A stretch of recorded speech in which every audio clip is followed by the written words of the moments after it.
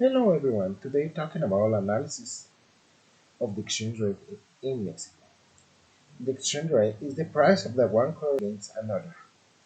In the case of Mexico, the most widely observed exchange rate is that of the peso against the US dollar, expressed as the number of pesos needed to buy $1.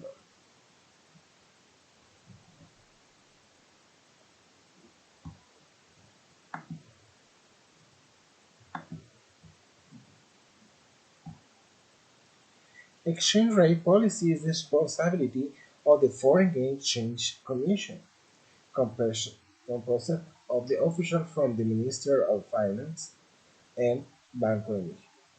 This commission agreed that exchange rate would be freely determined by market forces. In order to determine the exchange rate, that indicators and operations most required by exchange market analysis are taken into account. As today, the cost of the US dollar is 19.51 pesos, and according to market trends and fluctuation, the dollar is expected to go down a year more, as it has remained stable so far. According to the trend graph obtained for the official website of the Banco de Mexico, we can see that peso against the dollar has been gaining ground, which means that a 10-year dollar had paid less pesos.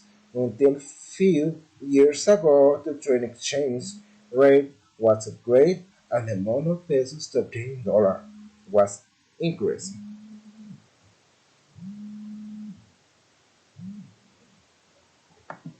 This is all for me. The references is next. Thank you for watching my video.